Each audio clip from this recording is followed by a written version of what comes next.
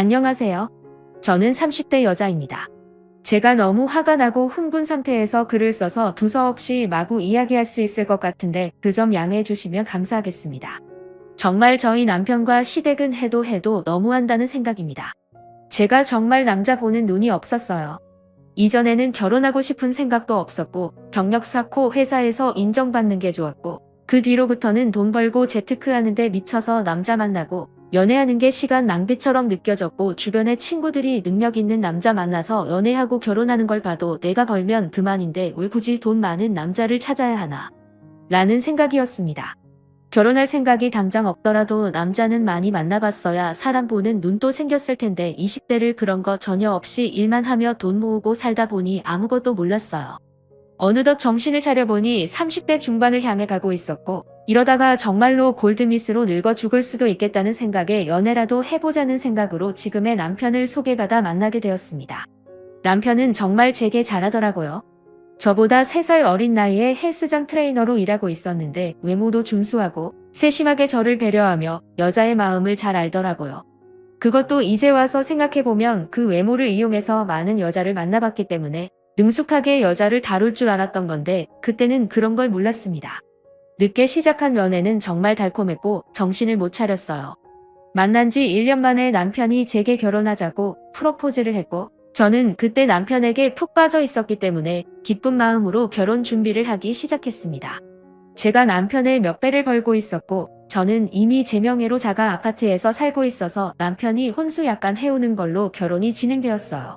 사실 말이 혼수였지 그냥 오래된 세탁기 냉장고 바꾸는 정도였고 오히려 남편이 오랜 시간 타고 다니던 국산 중고차를 외제차로 제가 바꿔주면서 사실상 결혼식의 대부분의 비용을 제가 부담하는 꼴이 되었습니다. 제가 남편보다 나이도 많았고 능력도 훨씬 좋았기 때문에 이렇게 하는 게 당연하다 생각했어요. 남편에게 모든 걸 다 주고 싶었고 아무것도 아깝지 않았습니다. 이 나를 위해서 지금까지 악착같이 돈을 벌면서 살았다고 생각했어요. 그렇게 한 결혼이 당연히 정상적으로 살 수 있을 리 없었습니다. 남편에 이어서 시댁 집안 자체가 대체로 능력이 없었습니다. 집안 경조사에 드는 비용도 상당 부분 제가 부담했었고 때마다 시부모님 용돈도 드리고 명절이며 기념일에 선물도 한 번씩 해드렸어요. 특히 시어머니는 능력 없는 시아버님 대신에 평생 일을 하면서 가족들 먹여 살리느라 해외여행 한 번 가보지 못한 분이었는데 제가 이 집에 시집 온 지 1년도 안 되어 평생 하던 일 그만두시고 친구분들과 여행 다니면서 인생 즐기시더라고요. 제가 보내드린 돈으로 새 옷도 사 입고 가방도 사들고 친구들 만나서는 아들 잘 둔 덕분에 호강한다면서 자랑을 하고 다니셨습니다. 남편과 4살 차이 나는 시누이는 전문대 졸업하고 변변한 직장에 들어가지도 못하고 알바를 전전하며 살다가 무슨 바람이 들었는지 메이크업 아티스트가 되겠다면서 학원비 내달라고 하길래 그 비싼 학원비도 제가 내줬습니다.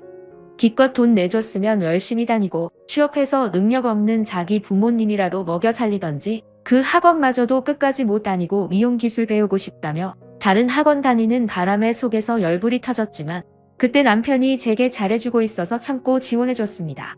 학원비며 용돈까지 다 내줬지만 결국 제대로 된 직업은 지금도 못 구했어요. 그 와중에 올 초에 남자 만나서 시집한다면서 뻔뻔하게 저한테 결혼 비용 좀 대달라고 하네요. 진짜 대답도 하기 싫어서 아무 말 안 하고 가만히 있었는데 아니나 다를까 시어머니에게 전화가 와서 식구끼리 서로 도와야 한다느니 하면서 일장연설을 하셨습니다. 식구끼리 돕는 거 좋다고 생각해요. 근데 왜 저는 도움받는 게 하나도 없는 것 같은 기분일까요? 제가 예전 같았으면 또 멍청하게 신우 시집 갈 때 뭐라도 하나 들려서 보냈을 거예요. 하지만 제가 정신 차리게 된 결정적인 계기가 있습니다. 남편놈 허우대 멀쩡하고 제가 사준 뇌제차까지 타고 다니더니 허파에 바람이 들어서 다니던 헬스장 때려치고 백수로 살고 있습니다. 제가 주는 용돈 받으면서 간덩이가 부어서 처음엔 유튜브 한다고 설치면서 운동 영상 몇 개 찍는 것 같더니만 요즘은 그마저도 안 하고 헬스장을 차린다고 가게 자리 알아보려 다니고 있더라고요. 정작 저는 헬스장 차려준다고 말한 적 없는데 무슨 돈으로 차린다는 건지 궁금합니다. 온 가족이 이런 식입니다. 처음엔 저도 좋은 마음으로 제가 조금 더 버니까 도와주면 좋겠다고 생각했어요. 하지만 온 가족이 얼굴에 철판을 깔았는지 뻔뻔하기가 도를 지나칩니다. 제가 어디 못나서 지금의 남편을 만나서 결혼한 게 아닌데 마치 제가 돈으로 어린 남자 꼬셔서 살고 있다는 느낌을 자꾸 받게 되더라고요. 남편과 시댁 식구들은 점점 자기들이 뭐라도 되는 양 기고만장해지고 이 상황에서 저는 밑빠진 독에 물 붓는 기분으로 점점 지쳐가고 있었습니다. 그러는 와중에 남편에게서는 이상한 낌새가 느껴졌어요. 제가 주는 용돈도 수시로 부족하다고 하고 안 쓰던 향수도 자주 쓰고 매출하는 등 여자가 보기에 바람피고 있다는 느낌을 강하게 받을 수 있었습니다.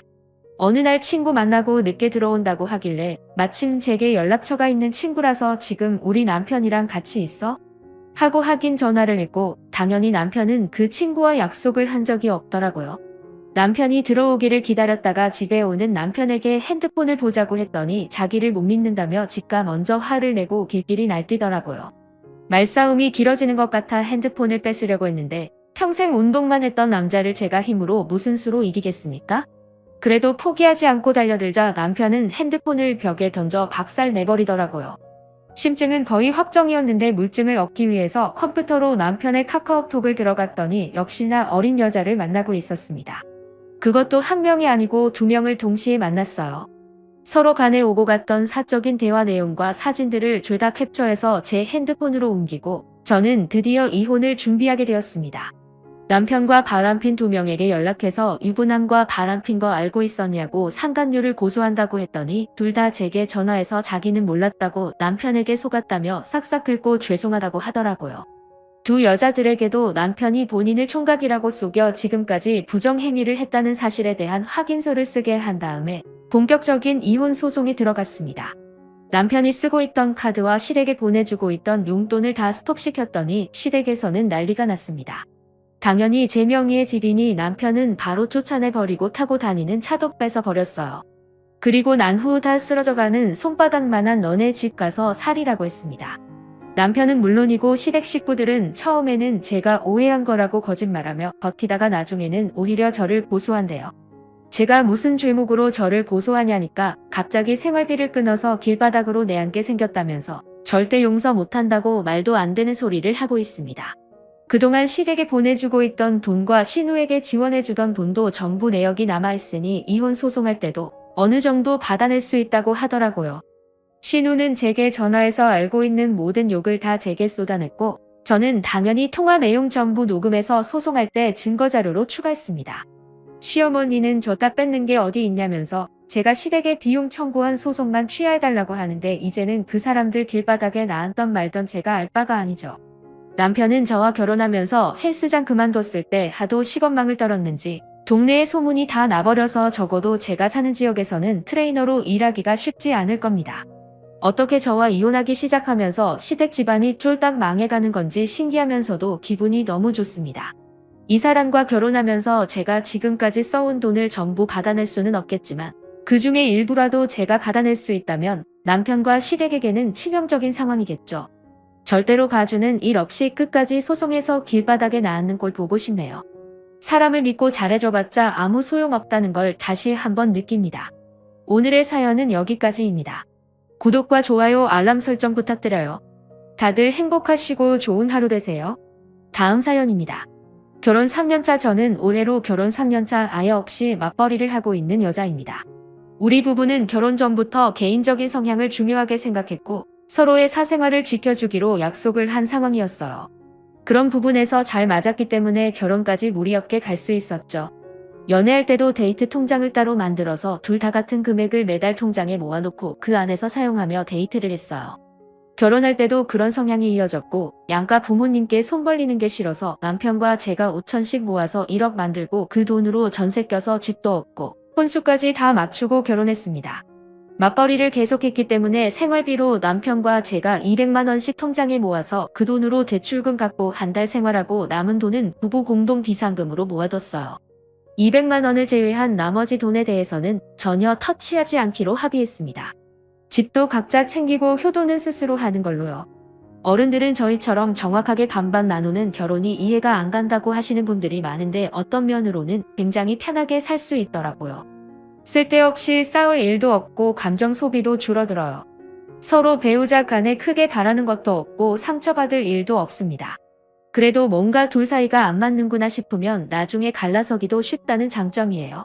아이가 생기면 뭔가 달라지겠지만 남편과 저는 결혼 전부터 아이가 질 생각을 안 했기 때문에 이렇게 사는 것도 나쁠 건 없다고 생각했어요. 결혼식을 몇 주 남겨두고 저희 친정엄마가 암에 걸린 걸 알게 되었어요. 이전부터 위암으로 투병 생활을 하셨는데 이번에는 간으로 전이가 되었더라고요. 결혼식까지 시간이 얼마 남지 않아서 미뤄야 하는 건가 고민을 하고 있었는데 엄마가 결혼식은 예정대로 하라고 말씀하셔서 식은 그대로 진행하기로 했어요. 저희 엄마도 제 결혼식까지는 치르시고 일주일 뒤에 수술을 하기로 했습니다. 그러다 보니 신혼여행은 못 갔어요. 제게는 신혼여행보다 엄마의 수술이 더 중요했고 회사의 신혼여행으로 일주일 휴가 낸 걸로 엄마 병간호를 해야 제 마음이 더 편할 것 같았습니다.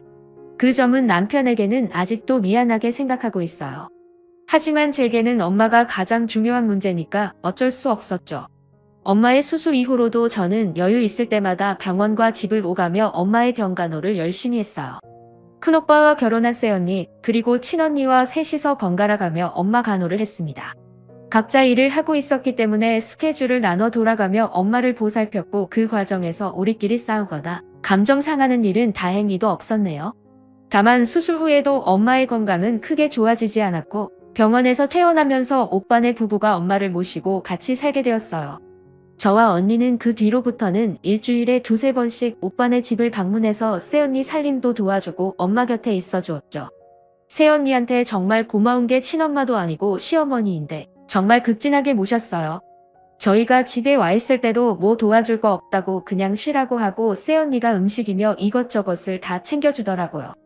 새언니가 친정부모님 두 분이 모두 안 계셔서 저희 엄마를 친엄마처럼 좋아해주고 딸인 저보다 더 엄마에게 헌신해줘서 항상 고맙고 미안한 마음이 컸습니다. 그렇게 극진하게 모셨지만 엄마의 상황은 점점 안 좋아지기 시작했고 마지막으로 병원에서 3개월 시한부 선고를 받고 2달 만에 돌아가셨어요. 엄마가 돌아가신 지 1년이 넘었는데 아직도 너무 죄송하고 슬픈 마음이에요. 돌아가시기 전에 엄마가 각자에게 재산을 나눠주고 가셨습니다. 엄마가 돌아가시기 전까지 살고 계시던 아파트는 오빠가 받았어요. 그때 시가로 4억 조금 안 되는 금액이었고 우리 언니는 시집할 때 엄마가 1억을 도와준 것이 있는데 그걸로 퉁치기로 했고 저는 시집할 때 엄마 도움을 안 받았었기 때문에 엄마가 가진 현금 8천만 원을 제게 남겨주셨습니다. 형제자매 모두 엄마 결정에 다 동의했고 가장 고생하고 엄마 모시고 살면서 힘들었을 오빠네 부부가 엄마 아파트 갖는 건 당연하다 생각했어요. 세상에 누가 말기암에 아픈 시어머니를 집에서 모시고 살겠습니까? 언니랑 저랑 아무런 불만 없이 좋은 마음으로 엄마의 결정에 따랐습니다. 그런데 엄마 돌아가시고 나서 저를 위로해 줄 줄 알았던 남편은 재산 분할에 아쉬워하더라고요.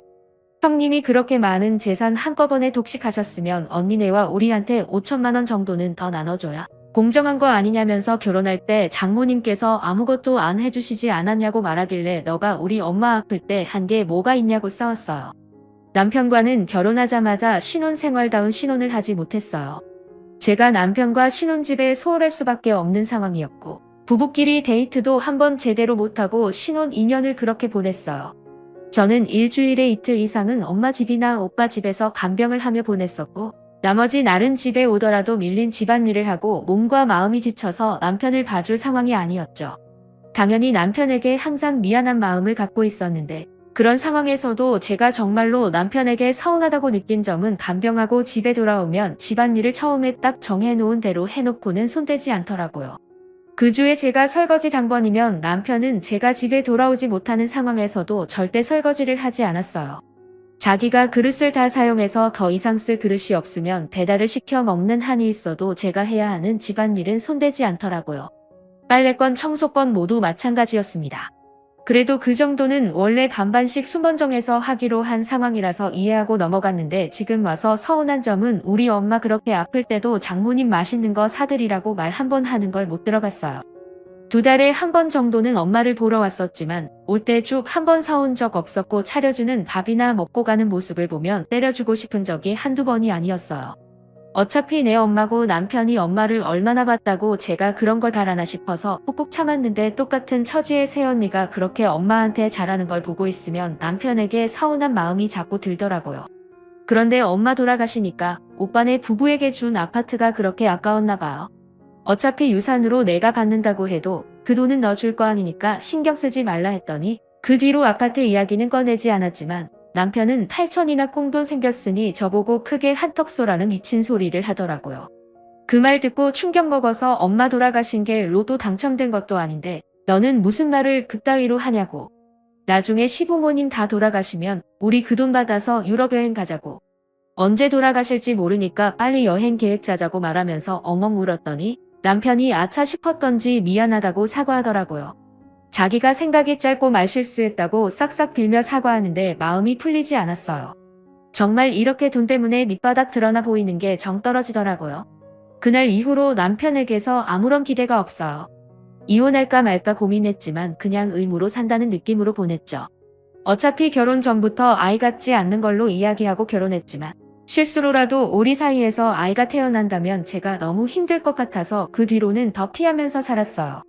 남편이 미우니까 시댁도 당연히 미워지더라고요. 기념일, 명절, 공휴일에 다 약속 있고 바쁘다는 핑계로 시댁에 가지 않았습니다. 남편도 그렇고 시댁에서 불만이 많았던 걸로 아는데 저는 모르는 척 안 들리는 척 해버렸죠. 괜히 이제 와서 시댁 식구들에게 점수 딸 이유도 없었으니까요. 그런데 며칠 전에 남편이 맥주 한 잔 같이 하자고 해서 집에서 술을 마셨는데 시어머니가 얼마 전 받은 건강검진에서 유방암 진단을 받으셨대요. 돌아가신 친정엄마 생각나면서 순간 아찔하더라고요. 하지만 다행히 초기에 발견되었고 수술하면 괜찮아질 거라고 해서 다행이다 싶었는데 남편이 갑자기 자기 엄마 병관우를 저보고 해달라 하더라고요. 남편은 미로형이 하나 있는데 미혼입니다. 정확하게는 예전에 일찍 결혼했다가 이혼하고 그 뒤로 쭉 혼자 살아요. 그래서 집안에 여자도 없고 병수 밟을 사람이 저밖에 없다네요.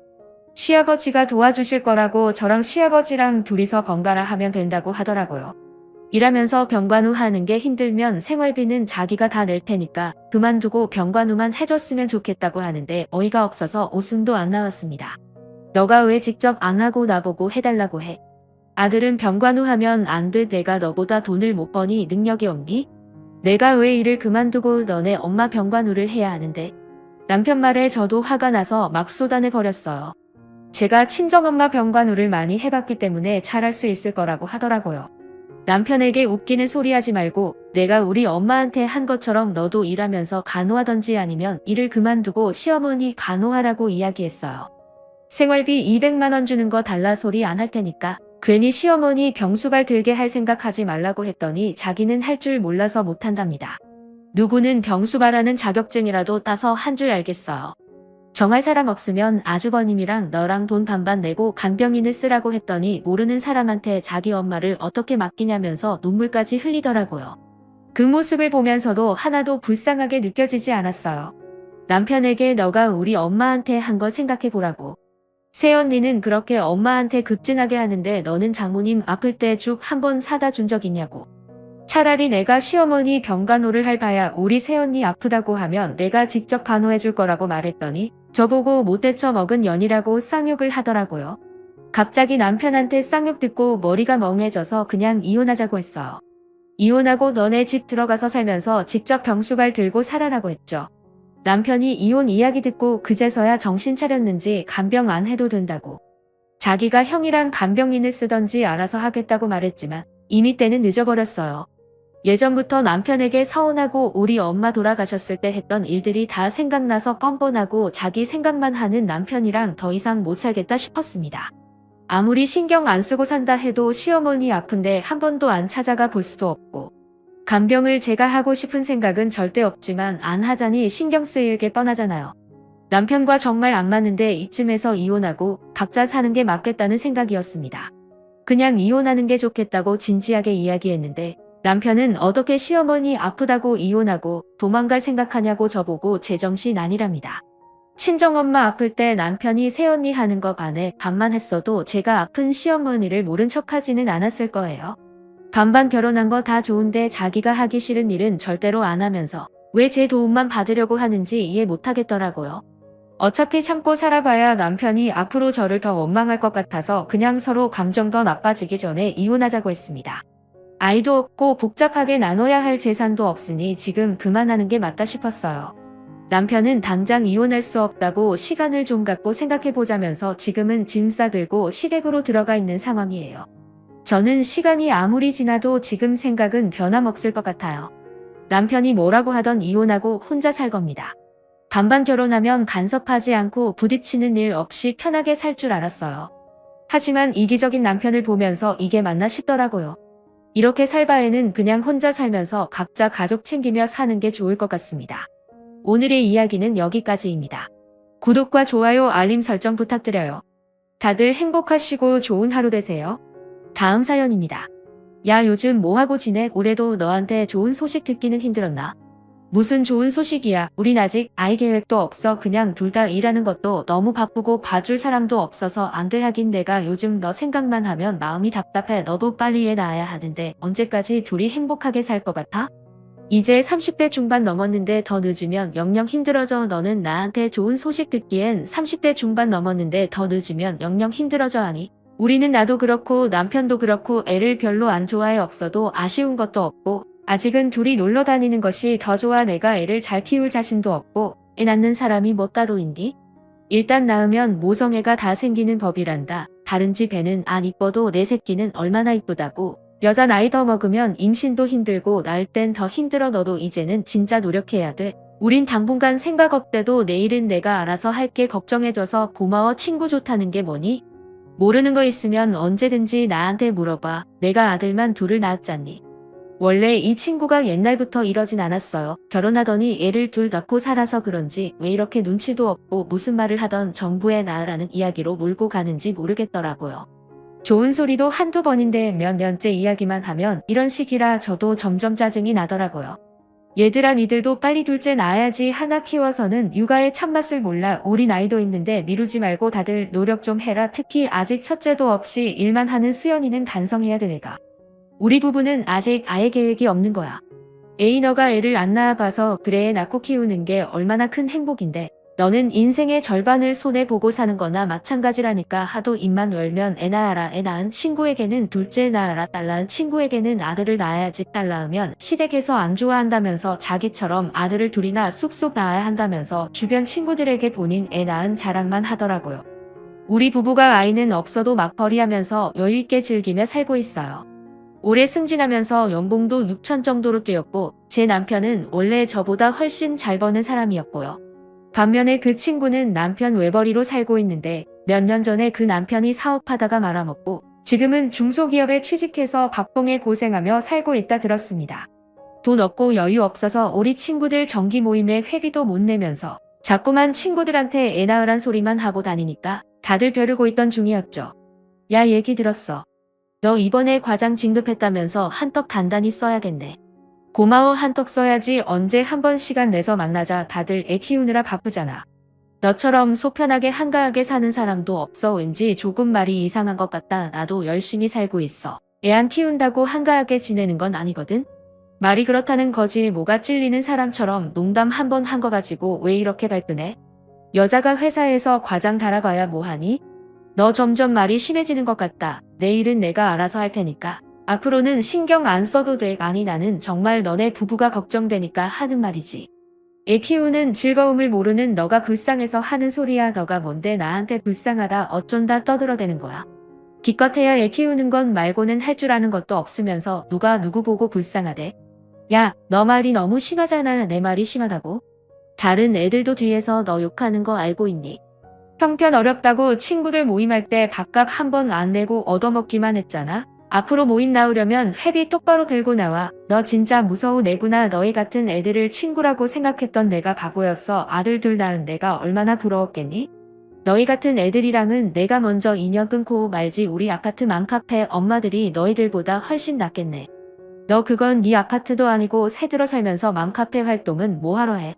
내년에 계약 끝나면 또 이사 가야 하지 않니? 제가 생각해도 조금 유치하긴 한데 결국 이렇게 그 친구와는 완전히 연을 끊게 되었습니다.